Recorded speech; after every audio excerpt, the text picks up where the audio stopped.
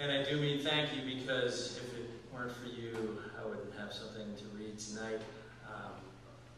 So my piece from when I was 23 years old, so there won't be any of these spelling hijinks that you got with the fourth graders.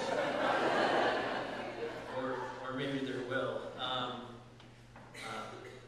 This is a letter that I wrote to a magazine called The Nose. My first year out of college,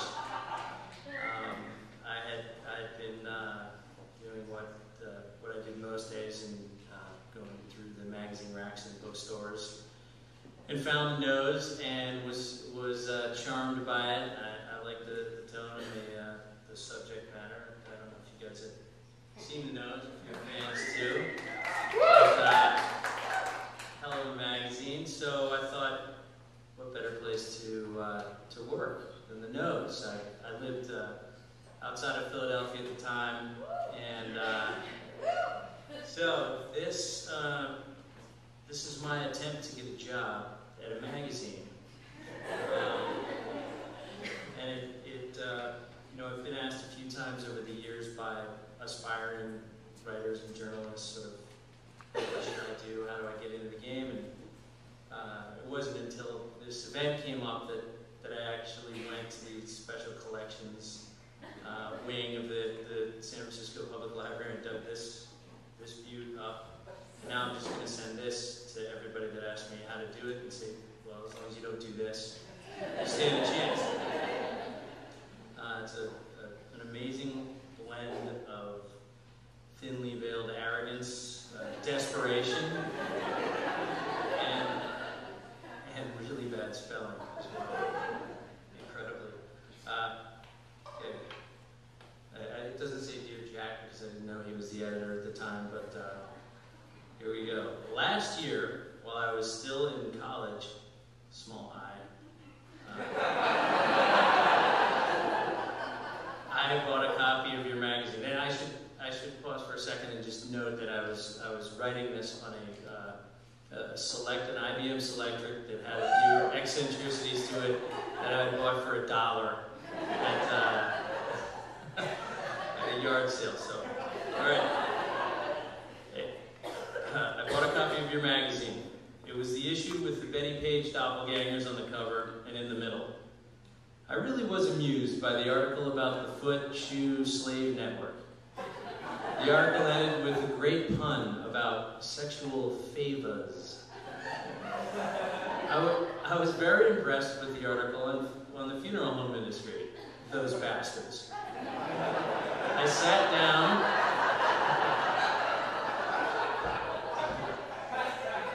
down and wrote for an hour on how I want things done when I go. Your article has, at least in my case, or rather will, cost the funeral homes of the nation thousands of dollars.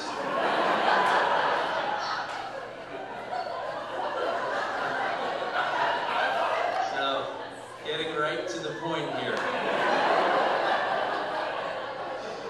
Dear busy executive editor,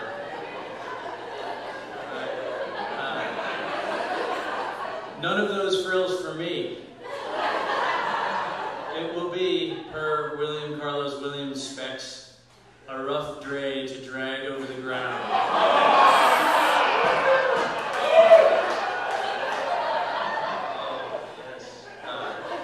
The only frivolous expense will be the substitution of Tanqueray for the Clyde's gin, which was my mainstay during the difficult living years.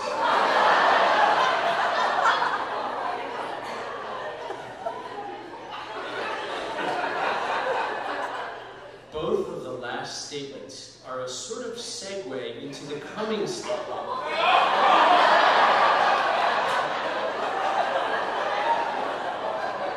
That I was an English major while at Yale.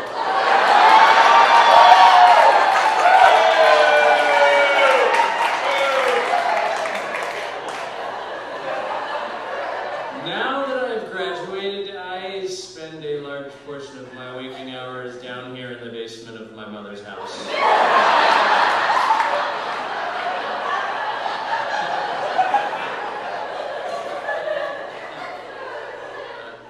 typing letters of disapproval to my college friends who have taken jobs counting beans for the man.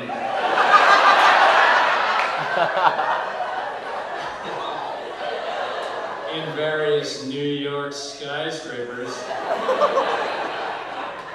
Other times, I drive nails and carry wood for my uncle, who is a contractor, though sensitive to the bitter ironies, in New Jersey. This way, I can write and put the nachos Bel Grande on the tray as well.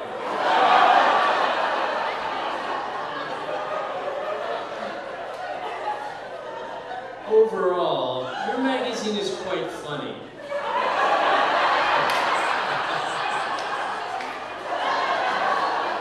But without being bitterly smug / smugly bitter like Spy magazine, I have been making fun of people since, that's S-I-N-E-C-E, I was a little kid. But I generally eschew the sneering approach. It seems that you at the nose do too. Now, more than enough about me. but not. 5'9".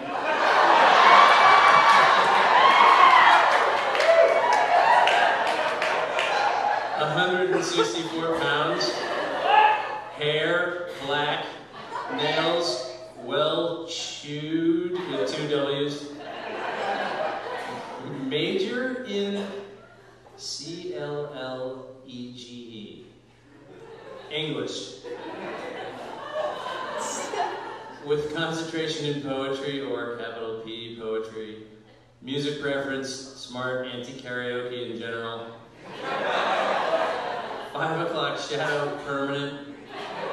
Travel plans, Australia in April '93 through September '93. Will work for food, housing, minor luxury items, aspirin. I would like to work for your magazine in some capacity. If you can't pay me hardly anything, I could probably get a job in San Fran as a sandwich board guy or a peyote button. Get back to me soon.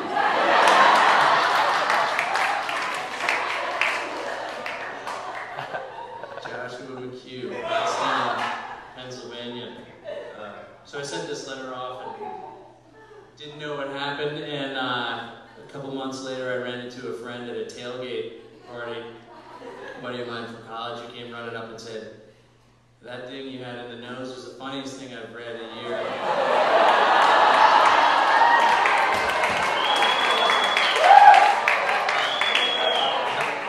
What thing in the nose? You know, that letter where you were pretending to be looking for a job?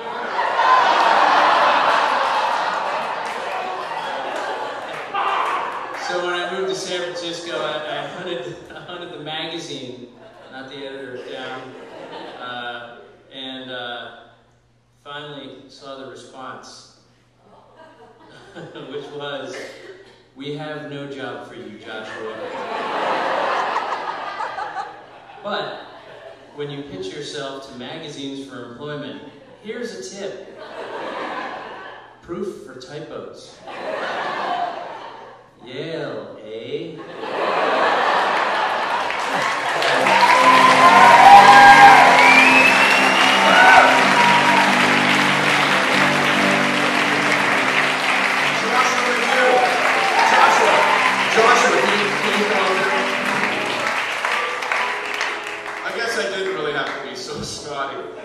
Jesus Christ, there's a lot of typos. But in the interest of fairness, I would like to present you with this pristine copy of the Thurs Apr